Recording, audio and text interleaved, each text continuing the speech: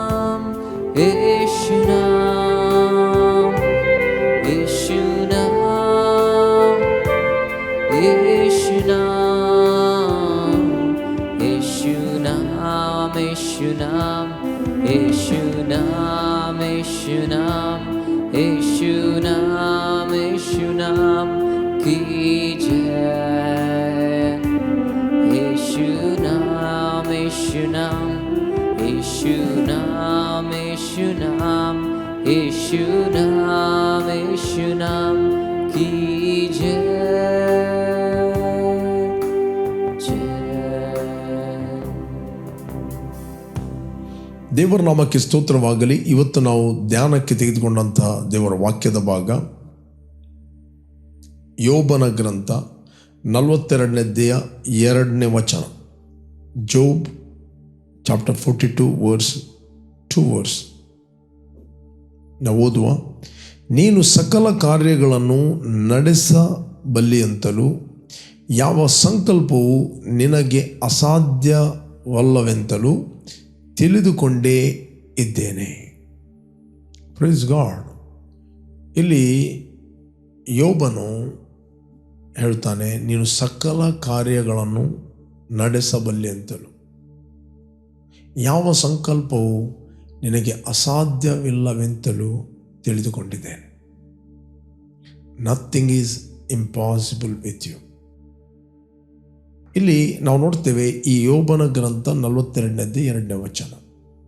ನಾವು ನೋಡ್ತೇವೆ, ಯೋಬನ ಗ್ರಂಥದಲ್ಲಿ ಯೋಬನಿಗೆ ಅನೇಕ ಶೋಧನೆಗಳು ಬಂದವು. ಯೋಬನು ದೇಶದಲ್ಲಿ ಆತನು ಶ್ರೀಮಂತ ವ್ಯಕ್ತಿಯಾಗಿದ್ದ.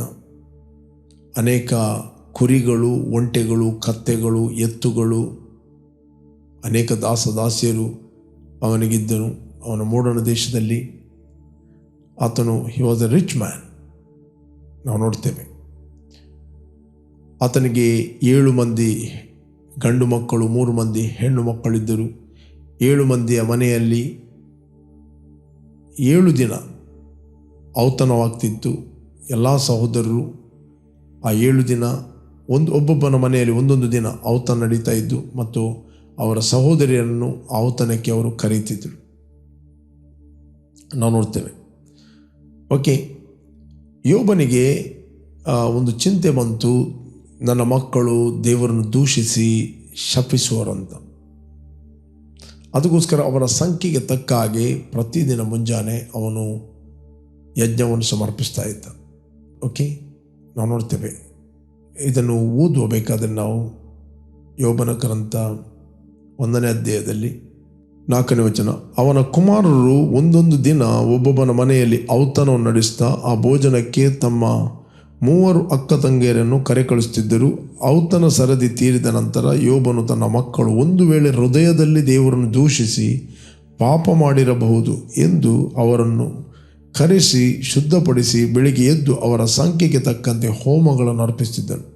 ಹೀಗೆ ಯೋಬನು ಕ್ರಮವಾಗಿ ಮಾಡುತ್ತಿದ್ದನು. ದಟ್ ಮೀನ್ಸ್ ಎವ್ರಿ ಡೇ ಮಾಡ್ತಾ ಇದ್ದ. ಅವನಿಗೊಂದು ಫಿಯರ್ ಇತ್ತು, ಭಯ ಇತ್ತು. ಏನಂತ ಹೇಳಿದ್ರೆ, ನನ್ನ ಮಕ್ಕಳು ಇಲ್ಲದ ಹೃದಯದಲ್ಲಿ ದೇವರನ್ನು ದೂಷಿಸ್ತಾರಂತ. ಯಾಕಂತ ಹೇಳಿದ್ರೆ ಯೋಬ ಇಂಥ ವ್ಯಕ್ತಿ ಅಂತ ಹೇಳಿದರೆ ಆತನ ಹೃದಯದಲ್ಲಿ ಕೂಡ ದೇವರನ್ನು ದೂಷಣೆ ಮಾಡ್ತಿರಲಿಲ್ಲ. ಇವತ್ತು ನಿಮಗೆ ಅನೇಕರು ಹೊರಗಿನಿಂದ ದೂಷಣೆ ಮಾಡದವರು ಕಾಣ್ಬೋದು, but god is watching your heart. But ಇನ್ನೊಬ್ಬರ ಹೃದಯದಲ್ಲಿ ಏನು ನಡೀತದೆ ಅಂತ ನಮಗೆ ಗೊತ್ತಿಲ್ಲ. ಬಟ್ ಯೋಬನಿಗೆ ಒಂದು ಚಿಂತೆ ಸ್ಟಾರ್ಟ್ ಆಯಿತು. ಏನಂತ ಹೇಳಿದರೆ, ಒಂದು ವೇಳೆ ನನ್ನ ಮಕ್ಕಳು ಹೃದಯದಲ್ಲಿ ದೇವರನ್ನು ದೂಷಿಸ್ಬೋದು, ದೂಷಿಸಿದಾಗ ನನ್ನ ಈ ಎಲ್ಲ ಆಸ್ತಿ ಕೊಲ್ಯಾಪ್ಸ್ ಆಗ್ಬೋದು, ಅಥವಾ ನನ್ನ ಬಿಸ್ನೆಸ್ ಲಾಸ್ ಆಗ್ಬೋದು, ಅಥವಾ ನನ್ನ ಮನೆಗೆ ಆಪತ್ತು ಬರ್ಬೋದು. ಈ ಒಂದು ಫಿಯರ್ ಆತನನ್ನು ಒಳಗಿಂದ ಕಾಡ್ತಾ ಇತ್ತು. ಅವನ ಒಳಗೆ ಫಿಯರ್ ಇತ್ತು ಅಂತ ಸತ್ಯವೇದ ಹೇಳ್ತದೆ. 3ನೇ ಅಧ್ಯಾಯ 25ನೇ ವಚನ, ನನಗೆ ಭಯ ಹುಟ್ಟಿದೊಡನೆ ಆಪತ್ತು ಸಂಭವಿಸಿತು. ನಾನು ಯಾವುದಕ್ಕೆ ಭಯ ಪಡ್ತೇನೋ ಅದು ತಪ್ಪದೆ ಬರುತ್ತದೆ. ಬೇಕಾದರೆ ನಾವು ಓದುವ 3ನೇ ಅಧ್ಯಾಯ 25ನೇ ವಚನ. ನನಗೆ ಭಯ ಹುಟ್ಟಿದೊಡನೆ ಆಪತ್ತು ಸಂಭವಿಸುವುದು, ನಾನು ಯಾವುದಕ್ಕೆ ಹೆದರುತ್ತೇನೋ ಅದು ತಪ್ಪದೆ ಬರುವುದು. ಓಕೆ, ನನಗೆ ಯಾವ ಶಾಂತಿಯು ವಿಶ್ರಾಂತಿಯು ಉಪಶಮನವೂ ಇರುವುದಿಲ್ಲ, ಯಾವಾಗಲೂ ಕಳವಳವೇ. ಇಲ್ಲಿ ದೇವರ ವಾಕ್ಯ ಹೇಳಿದರೆ, ನನಗೆ ಭಯ ಹುಟ್ಟಿದೊಡನೆ ಆಪತ್ತು ಸಂಭವಿಸಿತು. Fear is a spirit. ಸೈತಾನು ನಿನ್ನ ಜೀವಿತದಲ್ಲಿ ಏನೇ ಮಾಡಬೇಕಾದರೆ ಅವನು ನಿನ್ನ ಒಳಗೆ ಭಯವನ್ನು ಹಾಕಬೇಕು. ಭಯ ಆಟೋಮೆಟಿಕ್ಕಾಗಿ ಸ್ಪಿರಿಚುವಲ್ ವರ್ಲ್ಡಲ್ಲಿ ನಿನಗಿರುವ ಬೇಲಿ ಕಳಚಲ್ಪಡುತ್ತದೆ, ನಿನ್ನ ಪ್ರೊಟೆಕ್ಷನ್ ಹೋಗ್ತದೆ. ಯಾಕೆ ಜನರು ಭಯ ಪಡುತ್ತಾರೆ? ಯಾಕೆ ಭಯ ಪಡ್ತಾರೆ ಅಂತ ಹೇಳಿದರೆ, ತಪ್ಪಾದ ಮೆಸೇಜಸ್ಗಳನ್ನು ಕೇಳಿದಾಗ, ತಪ್ಪಾದ ಮಾತನ್ನು ಕೇಳಿದಾಗ. ಸೈತಾನ್ ನಿಮ್ಮಲ್ಲಿ ಭಯ ಹುಟ್ಟಿಸಬೇಕಾದರೆ ಅದು ಹೀಗೆ ಹುಟ್ಟಿಸ್ಲಿಕ್ಕೆ ಆಗುವುದಿಲ್ಲ. ಆತನು ತನ್ನ ವಚನವನ್ನು ತನ್ನ ದೂತರ ಮುಖಾಂತರ ಕಳಿಸಬೇಕು. ಆತನು ತನ್ನ ಸುಳ್ಳನ್ನು ತನ್ನ ದೂತರ ಮುಖಾಂತರ ಕಳಿಸ್ತಾನೆ. ಕೆಲವೊಮ್ಮೆ ಒಬ್ಬ ವ್ಯಕ್ತಿ ಸೈತಾನ ಸುಳ್ಳನ್ನು ಕೇಳಿ ಯಾವ ವ್ಯಕ್ತಿ ಡಿಸೀವ್ ಆಗ್ತಾನೆ, ಮೋಸ ಹೋಗ್ತಾನೆ, ಆ ವ್ಯಕ್ತಿ ಹೋಗಿ ಇತರರನ್ನು ಆತನು ಮೋಸ ಮಾಡಿಸ್ತಾನೆ. ಕೆಲವೊಮ್ಮೆ ಅವ್ರಿಗೆ ಗೊತ್ತಿಲ್ಲದ ರೀತಿಯಲ್ಲಿ ಅವರು ಸೈತಾನ ದೂತರಾಗಿ ಹೋಗ್ತಾರೆ. ಓಕೆ, ಬೈಬಲ್ ಹೇಳ್ತದೆ, ಸೈತಾನು ಕೂಡ ಬೆಳಕಿನ ದೇವದೂತನ ವೇಷದಲ್ಲಿ ಬರ್ತಾನಂತ. ಇದು ಡಿಸೆಪ್ಷನ್. ಓಕೆ, ನಮಗನಿಸ್ತದೆ ಇವನು ಮಾತಾಡಿದ, ಅವನು ಮಾತಾಡಿದ, ಅವನು ಮಾತಾಡಿದ. ಯಾರೇ ಮಾತಾಡಲಿ, ಆ ಮಾತಾಡಿದ ವ್ಯಕ್ತಿ ಅವನು ಗೌರವಿತ ವ್ಯಕ್ತಿ ಆಗಿರ್ಬೋದು, ಗಣ್ಯ ವ್ಯಕ್ತಿ ಆಗಿರ್ಬೋದು, ಎಜುಕೇಟೆಡ್ ವ್ಯಕ್ತಿ ಆಗಿರ್ಬೋದು, ನಿಮ್ಮ ಆಪ್ತವಾಗಿರ್ಬೋದು, ನಿಮ್ಮ ಫ್ರೆಂಡ್ಸ್ ಆಗಿರ್ಬೋದು, ನಿಮ್ಮ ತಂದೆ ತಾಯಿಗಳಾಗಿರ್ಬೋದು, ಅದನ್ನು ಪಾಸ್ಟರೇ ಆಗಿರ್ಬೋದು. ಓಕೆ, ಆತನು ದೇವರ ವಾಕ್ಯವನ್ನು ಮಾತಾಡ್ತಾ ಇದ್ದಾನ, ಬೇರೆ ಏನೋ ಮಾತಾಡ್ತಾ ಇದ್ದಾನೆ. ಅದರರ್ಥ ನಿಮ್ಮ ಸೇವಕ, ನಿಮಗೆ ಕೊಡಲ್ಪಟ್ಟ ದೇವ ಸೇವಕ, ನಿಮ್ಮ ತಂದೆ ತಾಯಿಗಳು, ನಿಮ್ಮ ಫ್ರೆಂಡ್ಸ್ಗಳು, ಅವರು ಏನೇ ಮಾತಾಡಿದರೂ ಆ ಮಾತುಗಳನ್ನು ನಾವು ವಾಕ್ಯದಲ್ಲಿ ಚೆಕ್ ಮಾಡಬೇಕು. ಸತ್ಯವೇದ ಹೇಳ್ತದೆ, ಅಪೊಸ್ತಲ ಪೌಲನು ಮಾತಾಡುತ್ತಿರುವಾಗ ನಾವು ನೋಡ್ತೇವೆ, ಬೆರೋಯ ಸಭೆಯವರು ನಾವು ನೋಡ್ತೇವೆ, ಅವರು ಶಾಸ್ತ್ರಗಳನ್ನು ಪರೀಕ್ಷಿಸ್ತಾ ಇದ್ದರು. ಪೌಲನು ಹೇಳುವ ಮಾತು ಇದರಲ್ಲಿ ಇದೆಯಾ ಇಲ್ವಾ ಅಂತ. ಓಕೆ, ಆ ಪೌಲನನ್ನು ಅವರು ದೇವರು ಮಾಡಿ ಇಟ್ಟಿರಲಿಲ್ಲ. ಓದುವ ನಾವು ಅಪೊಸ್ತಲ ಕೃತ್ಯದಲ್ಲಿ ನಿಮಗೋಸ್ಕರ ನಾನು ಓದ್ತೇನೆ. 10ನೇ ವಚನದಿಂದ ನಾನು ಓದ್ತೇನೆ. Act of apostle 17:10 verse. ಕೂಡಲೇ ಸಹೋದರರು ರಾತ್ರಿಯಲ್ಲಿ ಪೌಲ ಸೀಲರನ್ನು ಬೆರೋಯಕ್ಕೆ ಕಳಿಸಿಬಿಟ್ಟರು. ಅವರು ಅಲ್ಲಿಗೆ ಸೇರಿ ಯಹೂದ್ಯರ ಸಭಾಮಂದಿರದೊಳಕ್ಕೆ ಹೋದರು. ಆ ಸಭೆಯವರು ಥೆಸಲೋನಿಕದವರಿಗಿಂತ ಸದ್ಗುಣವುಳ್ಳವರಾಗಿದ್ದು ದೇವರ ವಾಕ್ಯವನ್ನು ಶುದ್ಧ ಮನಸ್ಸಿನಿಂದ ಅಂಗೀಕರಿಸಿ, ಇವರು ಹೇಳುವ ಮಾತು ಹೌದೋ ಏನೋ ಎಂಬ ವಿಷಯದಲ್ಲಿ ಪ್ರತಿದಿನವೂ ಶಾಸ್ತ್ರ ಗ್ರಂಥಗಳನ್ನು ಶೋಧಿಸ್ತಿದ್ದರು. ಪೌಲನೇ ಹೇಳುವ ಮಾತು ಶಾಸ್ತ್ರದಲ್ಲಿ ಇದೆಯಾ ಇಲ್ವಾ ಅಂತ ಅದನ್ನು ಶೋಧಿಸ್ತಿದ್ದರು, ಅದನ್ನು ಹುಡುಕ್ತಿದ್ದರು, ಅದನ್ನು ನೋಡುತ್ತಿದ್ದರು. ಇಲ್ಲಿ ದೇವರು ಏನೇ ಮಾಡಬೇಕಂತ ಹೇಳಿದರೆ, ನಿಮ್ಮ ಇಕ್ಕಟ್ಟಿನ ದಿನದಲ್ಲಿ ಬೈಬಲ್ ನೀವು ನನಗೆ ಮೊರೆ ಇಡಲು ಆತನು ದೂತನೋಪಾದಿಯಲ್ಲಿ ವಾಕ್ಯವನ್ನು ಕಳಿಸಿ ಅವರನ್ನು ಸ್ವಸ್ಥಪಡಿಸ್ತಾನೆ. ಓಕೆ, ವಾಕ್ಯ ನಮ್ಮ ಆತ್ಮದ ಒಳಗೆ ಹೋದಾಗ ಅದು ನಮಗೆ ಆತ್ಮಿಕ ಲೋಕದಲ್ಲಿ ಬೇಲಿಯಾಗಿರುತ್ತದೆ. ಆತನ ಸತ್ಯ ನಮಗೆ ಕೇಡಿಯವಾಗಿರ್ತದೆ. ಎಲ್ಲಿವರೆಗೆ ಯೋಬನು ಸತ್ಯವನ್ನು ನಂಬ್ತಾ ಇದ್ದ, ನಂಬಿಕೆಯಲ್ಲಿದ್ದ, ಅವನ ಸುತ್ತಲೂ ಬೇಲಿ ಇತ್ತು. ಒಂದಿನ ಆತ್ಮಿಕ ಲೋಕದಲ್ಲಿ ಏನು ನಡೀತಾ ಇತ್ತು ಅಂತ ಯೋಬನಿಗೆ ಗೊತ್ತಿಲ್ಲ. ಬಟ್ ಪವಿತ್ರ ಆತ್ಮನು ನಮ್ಮ ಒಂದು ಕಲಿಯುವಿಕೆಗೋಸ್ಕರ ಆತನು ಮಾತಾಡಿದ್ದಾನೆ. ಓಕೆ, ಒಂದಾನೊಂದು ದಿನ ದೇವರ ಸನ್ನಿಧಾನದಲ್ಲಿ ದೇವದೂತರು ಸೇರಲಾಗಿ ಆಪಾದಕ ದೂತನು ಕೂಡ ಬಂದನು. ದೇವರ ಹತ್ರ ಕೇಳಿದ, ಎಲ್ಲಿಂದ ಬಂದಿ? ಭೂಲೋಕದಲ್ಲೆಲ್ಲ ತಿರುಗಿ ಅಲ್ಲಲ್ಲಿ ಇದ್ದುಕೊಂಡು ನಾನು ಬಂದೆನು. ನನ್ನ ಸೇವಕನಾದ ಯೋಬನ ಮೇಲೆ ಗಮನವಿಟ್ಟೆಯ. ಅವನಿಗೆ ಸಮನಾದವನು ಭೂಲೋಕದಲ್ಲಿ ಯಾರೂ ಇಲ್ಲ. ಅವನು ಭಕ್ತನು, ಕೆಟ್ಟದನ್ನು ನಿರಾಕರಿಸಿದವನು, ಆತನು ಯಥಾರ್ಥ ಚಿತ್ತನು. ದೇವರು ಹೇಳ್ತಾನೆ. ಅದಕ್ಕೆ ಸೈತಾನ ಹೇಳ್ತಾನೆ, ಯೋಬನು ನಿನ್ನ ಮೇಲೆ ಭಯಭಕ್ತಿಯನ್ನು ಇಟ್ಟಿದ್ದಾನೆ, ಲಾಭವಿಲ್ಲದೆ ಇಟ್ಟಿದ್ದಾನ. ನೀನು ಅವನಿಗೂ ಅವನ ಮನೆಗೂ ಬೇಲಿ ಹಾಕಿದ್ದಿ ಮತ್ತು ಅವನು ಕೈ ಹಾಕಿದ ಕೆಲಸವು ಸಫಲವಾಗ್ತದೆ. Mark this word. ನಂಬರ್ 1, ಬೇಲಿ ಹಾಕಿದ್ದಿ. 2ನೇದು, ಕೈ ಹಾಕಿದ ಕೆಲಸವು ಸಫಲವಾಗ್ತದೆ.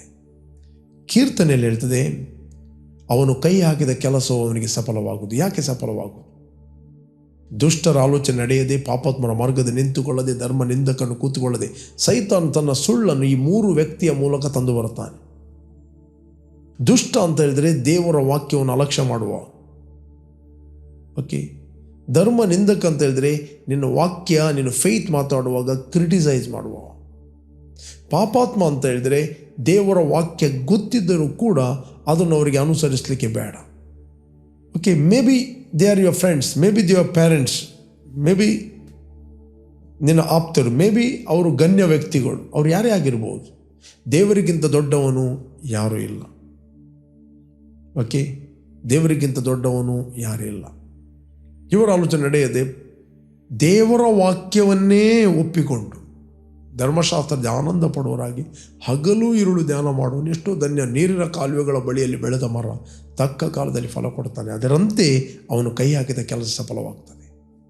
ದಟ್ ಮೀನ್ಸ್ ಕಾಣದ ಲೋಕದಲ್ಲಿ ವಾಕ್ಯ ನಿನ್ನ ಆತ್ಮದ ಒಳಗೆ ಪ್ರವೇಶಿಸ್ತಂದರೆ ಕಾಣದ ಲೋಕದಲ್ಲಿ you are connecting and agree with god.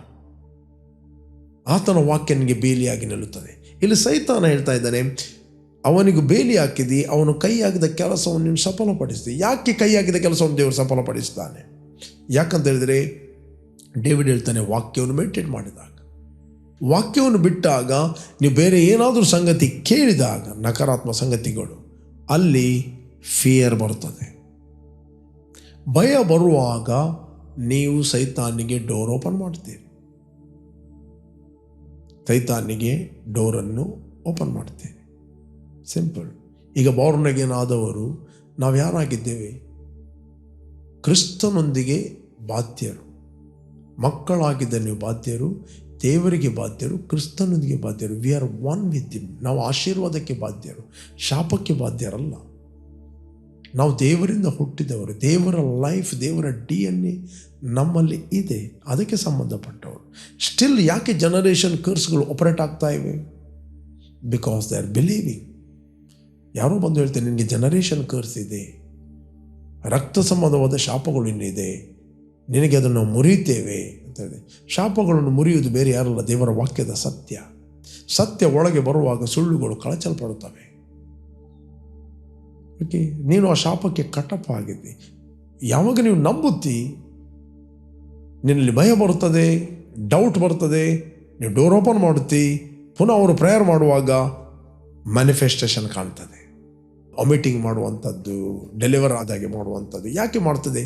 ಮೊದಲು ಅವರು ಸುಳ್ಳನ್ನು ತುಂಬಿಸ್ತಾರೆ, ನೆಕ್ಸ್ಟ್ ಸುಳ್ಳನ್ನು ತುಂಬುತ್ತದೆ, ಆ ಸುಳ್ಳು ಮ್ಯಾನಿಫೆಸ್ಟ್ ಆಗ್ತದೆ. ನೆಕ್ಸ್ಟ್ ಹೇಳ್ತಾರೆ ಬಿಟ್ಟು ಹೋಯಿತು ಅಂತ. ಎಲ್ಲಿ ಬಿಟ್ಟು ಹೋಗುದು? ಬಿಟ್ಟು ಹೋಗುವುದಿಲ್ಲ. ಎಲ್ಲಿವರೆಗೆ ಅವರಿಗೆ ಸತ್ಯ ಒಳಗೆ ಪ್ರವೇಶ ಆಗುವುದಿಲ್ಲ, ಆ ಸಂದರ್ಭದಲ್ಲಿ ಅವರಿಗೆ ಬಿಡುಗಡೆ ಆಗ್ಬೋದು. ಅವನು ಪುನಃ ಅದೇ ಸ್ಥಿತಿಯಲ್ಲಿರ್ತಾನೆ, ವರ್ಷಗಟ್ಟಲೆ ಅವನು ತಿರುಗುತ್ತಾ ಇರ್ತಾನೆ. ಆ ಕರ್ಸ್, ಈ ಕರ್ಸ್, ಜನರೇಷನ್ ಕರ್ಸ್, ದಿಸ್ ಆಲ್ ಡಿಸೆಪ್ಷನ್. ಇದೆಲ್ಲ ವಂಚನೆಗಳು, ಡಿಸೆಪ್ಷನ್. ಅದಕ್ಕೆ ಯೋಬನು ತಾನು ಮಾತಾಡುತ್ತಾನೆ, ನಾವು ದೇವರಿಂದ ಒಳ್ಳೆಯದನ್ನು ಮಾತ್ರ ಹೊಂದಬಹುದು, ಕೆಟ್ಟದನ್ನು ಹೊಂದಬಾರದು. ಅನೇಕ ಮಾತುಗಳು ಮಾತಾಡುವಾಗ ಕಡೆಗೆ ಆತನ ಸ್ನೇಹಿತರು ಬಂದು ಆತನಿಗೆ ಕ್ರಿಟಿಸೈಸ್ ಮಾಡ್ತಾರೆ, ಆತನ ಸ್ನೇಹಿತರು ಬಂದು ಅವನಿಗೆ ಜಡ್ಜ್ ಮಾಡ್ತಾರೆ, ಅವರ ಮಧ್ಯದಲ್ಲಿ ವಾಗ್ದಾನ ನಡೀತದೆ. ಆಗ ದೇವರು ಒಬ್ಬ ಯೌವನಸ್ಥನನ್ನು ಎಬ್ಬಿಸ್ತಾನೆ. ನಾವು ನೋಡಲಿಕ್ಕೆ ಹೋದರೆ ನಮಗೆ ಸಿಗ್ತದೆ, ಯೋಬ 32ನೇ ಅಧ್ಯಾಯದಲ್ಲಿ ಓದಿದರೆ ನಮಗೆ ಸಿಗ್ತದೆ. ಯೋಬ 32ನೇ ಅಧ್ಯಾಯ 6ರಿಂದ ಓದ್ತೇನೆ. ಆಗ ಬೂಜು ಕುಲಕ್ಕೆ ಸೇರಿದ ಬರಕೇಲನ ಮಗನಾದ ಆ ಎಲಿಯು ಇಂತೆಂದನು, ನಾನು ಯೌವನಸ್ಥನು, ನೀವು ಅತಿ ವೃದ್ಧರು. ಆದ್ದರಿಂದ ಸಂಕೋಚಪಟ್ಟು ನನ್ನ ಅಭಿಪ್ರಾಯವನ್ನು ನಿಮಗೆ ಅರಿಕೆ ಮಾಡಲು ಅಂಜಿದೆನು. ಹೆಚ್ಚು ದಿನಗಳವರು ಮಾತಾಡಲಿ, ಬಹಳ ವರ್ಷಗಳವರು ಜ್ಞಾನೋಪದೇಶ ಮಾಡಲಿ ಅಂದುಕೊಂಡಿದ್ದೆನು. ಆದರೆ ಮನುಷ್ಯರಲ್ಲಿ ಆತ್ಮ ಒಂದುಂಟು, ಸರ್ವಶಕ್ತನ ಶ್ವಾಸದಿಂದ ಅವರಿಗೆ ವಿವೇಕ ದೊರೆಯುತ್ತದೆ. ವೃದ್ಧರೇ ಜ್ಞಾನಿಗಳಲ್ಲ, ಮುದುಕರು ಮಾತ್ರ ನ್ಯಾಯಬಲ್ಲವರಲ್ಲ. ಆದ ಕಾರಣ ನನ್ನ ಕಡೆಗೆ ಕಿವಿಗೊಡ್ರಿ, ನಾನು ನನ್ನ ಅಭಿಪ್ರಾಯವನ್ನು ಅರಿಕೆ ಮಾಡುವೆನೆಂದು ಹೇಳಿಕೊಳ್ಳುತ್ತೇನೆ. ಈಗ ನೀವು ಆಡುತ್ತಿದ್ದ ಮಾತುಗಳನ್ನು ಕಾದು ಕೇಳುತ್ತಿದ್ದೇನು. ರೈಟ್? ಹೀಗೆ ದೇವರು ರೈಟ್ ವ್ಯಕ್ತಿಯನ್ನು ಕಳಿಸಿ ರೈಟ್ ವರ್ಡ್ಗಳನ್ನು ಮಾತಾಡ್ತಾನೆ. ಮೂಮೆಂಟ್ ನೀವು ರೈಟ್ ವರ್ಡನ್ನು ಕೇಳಿದಾಗ there is a atmosphere, you creating atmosphere. ದೇವರು ಮಾತಾಡಲಿಕ್ಕೆ ಒಂದು ಅಟ್ಮಾಸ್ಫಿಯರ್ ಕ್ರಿಯೇಟ್ ಆಗ್ತದೆ. ಎಲ್ಲಿ ರೈಟ್ ಆದ ಬೋಧನೆ ನೀವು ಕೇಳಿದಾಗ you creating right atmosphere to allowing God to talk to you. 38ನೇ ಅಧ್ಯಾಯದಲ್ಲಿ ಇಮ್ಮಿಡಿಯೇಟ್ಲಿ ದೇವರು ಮಾತಾಡಲಿಕ್ಕೆ ಪ್ರಾರಂಭ ಮಾಡ್ತಾನೆ. 38ನೇ ಅಧ್ಯಾಯ ನೀವು ಓದಿದರೆ, ಆಗ ಯೆಹೋವನು ಬಿರುಗಾಳಿಯೊಳಗಿಂದ ಯೋಬನಿಗೆ ಪ್ರತ್ಯುತ್ತರವಾಗಿ ಹೀಗೆಂದನು, ಅಜ್ಞಾನದ ಮಾತುಗಳಿಂದ ಸತ್ಯ ಆಲೋಚನೆಯನ್ನು ಮಂಕು ಮಾಡುವ ಇವನು ಯಾರು? ಶೂರನಂತೆ ನಡುಗಟ್ಟಿಗೂ, ನಾನು ಪ್ರಶ್ನೆ ಮಾಡು, ನೀನು ನನಗೆ ಉಪದೇಶಿಸು. ಈಗ ದೇವರು ಹೇಳ್ತಾನೆ, ಅಜ್ಞಾನದ ಮಾತುಗಳಿಂದ ಸತ್ಯ ಆಲೋಚನೆಗಳನ್ನು ಮಂಕು ಮಾಡುವವನು ಯಾರು? ಸತ್ಯವನ್ನು ಮಂಕು ಮಾಡುವವನು ಇವನು ಯಾರು? ಇವತ್ತು ಅನೇಕರು ಸತ್ಯವನ್ನು ರಿಜೆಕ್ಟ್ ಮಾಡುತ್ತಾರೆ. ಇದು ಯೋಬನಿಗೆ ದೇವರು ಮಾತಾಡೋದು, ಯೋಬನಿಗೆ ದೇವರು ಕರೆಕ್ಷನ್ ಕೊಡುವುದು. ಅದಕ್ಕೆ ಯೋಬನಲ್ಲಿ ರಿಪೆಂಟ್ ಆಗಿ ಅಂತ ಹೇಳ್ತಾನೆ 42ನೇ ಅಧ್ಯಾಯದಲ್ಲಿ. ಓಕೆ, 42ನೇ ಅಧ್ಯಾಯ. ಆಗ ಯೋಬನು ಯೆಹೋವನಿಗೆ ಪ್ರತ್ಯುತ್ತರವಾಗಿ ಹೀಗೆಂದನು, ನೀನು ಸಕಲ ಕಾರ್ಯಗಳನ್ನು ನಡೆಸಬಲ್ಲಿ ಅಂತಲೂ ಯಾವ ಸಂಕಲ್ಪವು ನಿನಗೆ ಅಸಾಧ್ಯವಲ್ಲವೆಂತಲೂ ತಿಳ್ಕೊಂಡೇ ಇದ್ದೇನೆ. ಜ್ಞಾನವಿಲ್ಲದೆ ಸತ್ಯ ಆಲೋಚನೆಯನ್ನು ಮಂಕು ಮಾಡುವ ಇವನು ಯಾರು ಎಂಬ ನಿನ್ನ ಮಾತಿನಂತೆ ನಾನು ತಿಳಿಯದ ಸಂಗತಿಗಳನ್ನು, ನನಗೆ ಗೊತ್ತಿಲ್ಲದ ಬುದ್ಧಿಗೆ ಮೀರುವ ಅದ್ಭುತಗಳನ್ನು ಕುರಿತು ಮಾತಾಡಿದ್ದೇನೆ. ದಯಮಾಡಿ ಕೇಳು, ನಾನೇ ಮಾತಾಡುವೆನು, ನಾನು ಪ್ರಶ್ನೆ ಮಾಡುವೆನು, ನೀನು ನನಗೆ ಉಪದೇಶಿಸು ಎಂದು ಅಪ್ಪಣೆ ಕೊಟ್ಟಿಯಷ್ಟೇ. ಕಿವಿಯಿಂದ ನಿನ್ನ ವಿಷಯವನ್ನು ಕೇಳಿದ್ದೆನು. 5ನೇ ವಚನ. ಈಗಲಾದರೂ ನಿನ್ನನ್ನು ಕಣ್ಣಾರೆ ಕಂಡೆನು, ಆದ ಕಾರಣ ನಾನು ಆಡಿದ್ದನ್ನು ತಿರಸ್ಕರಿಸಿ ಧೂಳಿಯಲ್ಲಿ ಬೂದಿಯಲ್ಲಿ ಕುಳಿತು ಪಶ್ಚಾತ್ತಾಪ ಪಡುತ್ತೇನೆ. ಅಲ್ಲಿ ಹೇಳ್ತಾನೆ, ನಾನು ಏನು ಮಾತಾಡಿದ್ದು? ದೇವರಿಂದ ಒಳ್ಳೆಯದನ್ನು ಮಾತ್ರ ಹೊಂದಬಹುದು, ಕೆಟ್ಟದನ್ನು ಹೊಂದಬಾರದು. ರೈಟ್? ಅವನು ಇದನ್ನು ಮಾತಾಡಿದ. ಯಾಕೆ? ಯಾಕೋಬನ ಗ್ರಂಥದಲ್ಲಿ ಹೇಳ್ತದೆ, ದೇವರು 12ನೇ ವಚನ 13, ದೇವರು ಕೆಟ್ಟತನಕ್ಕೆ ಕಾರಣ ಅಲ್ಲ. 18ನೇ ವಚನ ಹೇಳ್ತದೆ, 17-18 ಎಲ್ಲ ಯಾಕೋಬನ ಗ್ರಂಥ 1 ಚಾಪ್ಟರ್ 17-18, ಎಲ್ಲ ಒಳ್ಳೆಯ ದಾನಗಳು, ಕುಂದಿಲ್ಲದ ವರಗಳು, ಸಕಲ ವಿಧವಾದ ಬೆಳಕಿಗೆ ಮೂಲನಾಗಿರುವ ಆತನಿಂದ ಬರುತ್ತದೆ. ಆತನಲ್ಲಿ ಚಂಚಲತ್ವ ಇಲ್ಲ, ವ್ಯತ್ಯಾಸದ ಸೂಚನೆ ಇಲ್ಲ. ನಮಗೆ ವಚನಗಳು ಯಾರ್ಯಾರು ಮಾತಾಡಿ ಸಿಗ್ತದೆ, ಅವರು ಮಾತಾಡಿದರು, ನೆಕ್ಸ್ಟ್ ಅವರು ರಿಪೆಂಟ್ ಆದರು, ಅದು ನೋಡುವುದಿಲ್ಲ. ಬಟ್ ಒಂದನ್ನು ಹಿಡಿತಾರೆ. ಒಬ್ಬ ಪ್ರಸಂಗ ಮಾಡ್ತಾ ಇದ್ದ, ದೇವರಿಂದ ನಾವು ಒಳ್ಳೆಯದನ್ನು ಮಾತ್ರ ಒಂದು, ಕೆಟ್ಟದನ್ನು, ರೋಗವನ್ನು ಹೊಂದಬಾರದು, ಸಾಲವನ್ನು ಹೊಂದಬಾರದು, ಕೊರತೆಯನ್ನು ಹೊಂದಬಾರದು. ಈ ಮಾತುಗಳನ್ನು ಕೇಳಿದಾಗ ಅವನ ಹೃದಯದಲ್ಲಿ ತಪ್ಪಾದ ಬೀಜಗಳನ್ನು ಹಾಕ್ತಾನೆ. ಮತ್ತು ಅವರು ಸಾಲದಲ್ಲಿ ಬೀಳದೆ, ರೋಗದಲ್ಲಿ ಬೀಳದೆ, ಕೊರತೆಯಲ್ಲಿ ಬೀಳದೆ ಏನಾಗಲಿಕ್ಕಿದ್ದಾರೆ. ಕೇಳುವವರು ಕೂಡ ಅದನ್ನು ಬಹಳ ಖುಷಿಯಿಂದ ಕೇಳ್ತಾರೆ ಮತ್ತು ಸತ್ಯ ಆಲೋಚನೆಗಳನ್ನು ಮಂಕು ಮಾಡುತ್ತಾರೆ, ಅದನ್ನು ವಿರೋಧಿಸ್ತಾರೆ, ಇದು ಸುಳ್ಳು ಅಂತ. ಆ ಈಗೋ, ಆ ಒಂದು ಪ್ರೈಡ್, ಅದನ್ನು ಬಿಡಲಿಕ್ಕೆ ಬೇಡ. ಸೈತಾನ ಆಕ್ರಮಣ ಮಾಡುವಾಗ ನೀವು ಅದರ ಸತ್ಯವನ್ನು ಅಂಗೀಕಾರ ಮಾಡದಂತೆ ಈಗೋ ತರ್ತಾನೆ, ಪ್ರೈಡ್ ತರ್ತಾನೆ. ಒಂದು ವೇಳೆ ಈ ಸತ್ಯವನ್ನು ನಾನು ಒಪ್ಪಿದರೆ ನಾನು ಇಷ್ಟು ದಿನ ಮಾತಾಡಿದ್ದಕ್ಕೆ ನನಗೆ ಗೇಲಿ ಮಾಡಲಿಕ್ಕಿದ್ದಾರೆ, ನಾನು ಇಷ್ಟು ದಿನ ಬೋಧನೆ ಮಾಡಿದ್ದಕ್ಕೆ ಅದು ವಿರುದ್ಧವಾಗ್ತದೆ, ಇಲ್ಲದು ಜನರು ನನ್ನ ಬಿಟ್ಟು ಹೋಗ್ಬೋದು. They are trying to control in flesh. ಶಾರೀರಿಕವಾಗಿ ಕಂಟ್ರೋಲ್ ಮಾಡಲಿಕ್ಕೆ ನೋಡುತ್ತಾರೆ. ಸತ್ಯವನ್ನು ಪ್ರೀತಿಸಿದಾಗ ಈ ಹಾನರಿಂಗ್ ಗಾಡ್, ದೇವರನ್ನು ಹಾನರ್ ಮಾಡುತ್ತೆ. ದೇವರಿಂದ ಹೊರತು ಮನುಷ್ಯನಿಗೆ ಏನು ದೊರಕುವುದಿಲ್ಲ. If you are a servant of God, repent. ದೇವರಿಂದ ಹೊರತು ಮನುಷ್ಯನಿಗೆ ಏನು ಸಿಗುವುದಿಲ್ಲ. ಉದ್ಧಾರವು ಮೂಡಣದಿಂದ ಪಡುವಣದಿಂದ ಬರುವುದಲ್ಲ, ಉದ್ಧಾರ ಆತನಿಂದ ಬರುವುದು. ದೀನರನ್ನು ಆತನು ತಿಪ್ಪೆಯಿಂದ ಎಬ್ಬಿಸಿ ಪ್ರಭುಗಳ ಸಂಗಡ ಕೂತ್ಕೊಳ್ಳಿಸ್ತಾನೆ. ಆತನು ಅಹಂಕಾರಿಗಳನ್ನು ಎದುರಿಸ್ತಾನೆ, ದೀನರಿಗಾದರೂ ತನ್ನ ಕೃಪೆಯನ್ನು ಕೊಡ್ತಾನೆ. He give more grace to the humble. Okay, ಲೈಫಲ್ಲಿ ಯಾವಾಗಲೂ ನಾವು ದೀನರಾಗಬೇಕು. ದೀನತೆಯ ಫಲ ಏನು? ಧನ, ಮಾನ, ಐಶ್ವರ್ಯಗಳು ದೀನತೆಯ ಫಲ. ಬೈಬಲ್ ಹೇಳ್ತದೆ ಧನ, ಮಾನ, ಐಶ್ವರ್ಯಗಳು. ಬೇಕಾದ್ರೆ ನಾವು ಓದುವ ವಚನವನ್ನು ಜಾನೋಕ್ತಿ 22ನೇ ಅಧ್ಯಾಯ, ಓಕೆ, 22:4. ಧನ, ಮಾನ, ಜೀವಗಳು ದೀನ ಭಾವಕ್ಕೂ ಯೆಹೋವನ ಭಯಕ್ಕೂ ಫಲ. ವಕ್ರ ಬುದ್ಧಿಯುಳ್ಳವನ ಮಾರ್ಗದಲ್ಲಿ ಮುಳ್ಳುಗಳು ಉರುಳುಗಳು ತುಂಬಿವೆ, ತನ್ನನ್ನು ರಕ್ಷಿಸಿಕೊಳ್ಳುವನು ಅವುಗಳಿಗೆ ದೂರವಾಗುವನು. ವಕ್ರ ಬುದ್ಧಿ, ದೇವರ ವಾಕ್ಯಕ್ಕೆ ವಿರುದ್ಧವಾಗಿ ಕ್ರಿಟಿಸೈಸ್ ಮಾಡೋದು, ತಮಾಷೆ ಮಾಡೋದು. ಅವನ ದಾರಿಯಲ್ಲಿ ಮುಳ್ಳುಗಳು ಮತ್ತು ಕಲ್ಲುಗಳಿದ್ದೇ ಇರುವು. ಬಟ್ ದೀನರೊಂದಿಗೆ ದೇವರ ವಾಕ್ಯವನ್ನು ಇದ್ದ ಹಾಗೆ ಒಪ್ಪಿಕೊಳ್ಳುವರು. ದೇವರ ವಾಕ್ಯ ದೀನರಂತ ಕರೀತಾರೆ. ದೀನತೆಯ ಫಲ ಏನು? ಧನ, ಮಾನ, ಜೀವಗಳು ದೀನ ಭಾವಕ್ಕೂ ಯೆಹೋವನ ಭಯಕ್ಕೂ ಫಲ. ಇಫ್ ಯು ಫಿಯರ್ ಗಾಡ್, ಆ ಈಗೋ ಬಿಟ್ಟು, ಆ ಪ್ರೌಡ್ ಬಿಟ್ಟು ನಾವು ದೇವರಲ್ಲಿ ದೀನರಾದರೆ ಅದರ ಫಲ ಇದು. ಜೀವ ಅಂದರೆ ಏನು? The health, protection, favour, the life of God. ಯೇಸು ಹೇಳಿದ, ಕಳ್ಳನು ಬರ್ತಾನೆ ಕದಿಯಲು, ಕೊಲ್ಲಲು, ನಾಶ ಮಾಡಲು, ನಾನಾದರೂ ಅವುಗಳಿಗೆ ಜೀವ ಕೊಡಲು ಬಂದಾನೆ. ಒಬ್ಬ ವ್ಯಕ್ತಿ ಆರೋಗ್ಯದಲ್ಲಿದ್ದಾನೆ, ಜೀವ. ಒಬ್ಬ ವ್ಯಕ್ತಿ ಪ್ರೊಟೆಕ್ಟ್ ಆಗ್ತಾನೆ, ಜೀವ. ಒಂದು ಕುಟುಂಬದಲ್ಲಿ ಸಮಾಧಾನ ಇದ್ದಿದ್ದು, ದಟ್ ಇಸ್ ಲೈಫ್. ಪ್ರೇರೆ, ನೀವೆಲ್ಲಿಂದ ವೀಕ್ಷಿಸ್ತಾ ಇದ್ದೀರಿ? ಇಷ್ಟರವರೆಗೆ ನೀವು ಯೇಸುವನ್ನು ರಕ್ಷಕನ ಒಡೆಯನೆಂದು ಅಂಗೀಕಾರ ಮಾಡದಿದ್ದರೆ ಇದು ನಿಮ್ಮ ಸಮಯ. ನಿಮ್ಮ ಹೃದಯದಲ್ಲಿ ಯೇಸುವನ್ನು ಕರೆಯಿರಿ. Will pray for you.